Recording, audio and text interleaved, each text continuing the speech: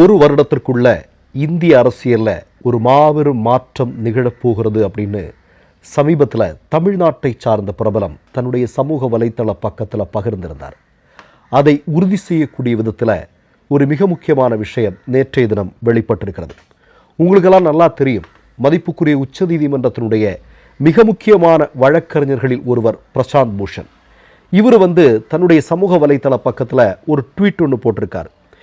அதில் என்ன சொல்லியிருக்கார் அப்படின்னு நீங்கள் பார்த்தீங்க அப்படின்னா, இவிஎம் என்று சொல்லக்கூடிய வாக்கு எந்திரம் இருக்கிறது அல்லவா, இந்த வாக்கு எந்திரங்களை ரீப்ளேஸ் பண்ணுறாங்க அப்படிங்கிறதுக்கான ஆதாரம் எங்ககிட்ட இருக்கு இதோ அப்படின்னு அவர் தன்னுடைய சமூக வலைத்தள பக்கத்தில் ஒரு ட்வீட்டை போட்டிருக்கார்.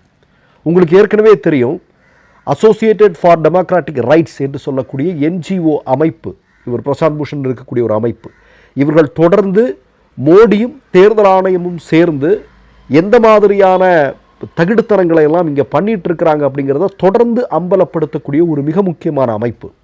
அவங்க தான் இப்போ சொல்லியிருக்கிறாங்க, ஒடிஷாவில் நடந்து முடிந்திருக்கக்கூடிய தேர்தலில் 24 வருடத்திற்கு பிறகு மோடி பாஜக அங்கே வெற்றி பெற்றிருக்கிறது என்பது முழுக்க முழுக்க பித்தலாட்டத்தின் மூலமாகத்தான், முழுக்க முழுக்க மோசடியின் மூலமாகத்தான். அது வாக்கு எந்திரங்களை, அதாவது மக்கள் போய் வாக்களிக்கக்கூடிய வாக்கு எந்திரங்கிறது ஒன்று, அதை தூக்கிட்டு வேற எந்திரங்களை கொண்டு போய் அங்கே வைக்கிறாங்க, ஸ்ட்ராங் ரூமில் வைக்கிறாங்க.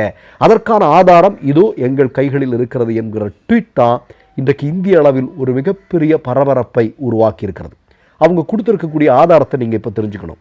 என்ன அப்படின்னு பார்த்தீங்கன்னா, ஒடிஷாவில் குல்கனி என்று சொல்லக்கூடிய ஒரு மண்டலம், இந்த மண்டலத்தில் இருக்கக்கூடிய 57வது பூத்து, இந்த 57வது பூத்தில் ஃபார்ம் 17 படி, ஃபார்ம் 17C படி 652 வாக்குகள் பதிவு செய்யப்பட்டிருக்கிறது. ஆனால் ஃபார்ம் 20 படி அது வாக்குகளாக எண்ணப்படும் போது அந்த பூத்தில் ஒரு வாக்கு கூட பதிவு செய்யப்படவில்லை என்று சொல்லப்படுகிறது. இப்போது ஃபார்ம் 17க்கும் ஃபார்ம் 20க்கு என்ன வித்தியாசம் அப்படின்னு தெரியணும்.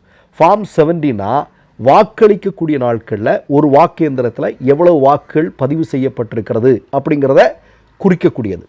ஃபார்ம் 20 அப்படின்னா பதிவு செய்யப்பட்ட அந்த வாக்கு எந்திரத்தில் எத்தனை வாக்குகள் தேர்தலில் இந்த வாக்கு எண்ணிக்கையின் போது எண்ணப்படுகிறதோ அதை குறிக்கக்கூடியது தான் இந்த ஃபார்ம் 20 அப்படிங்கிறது.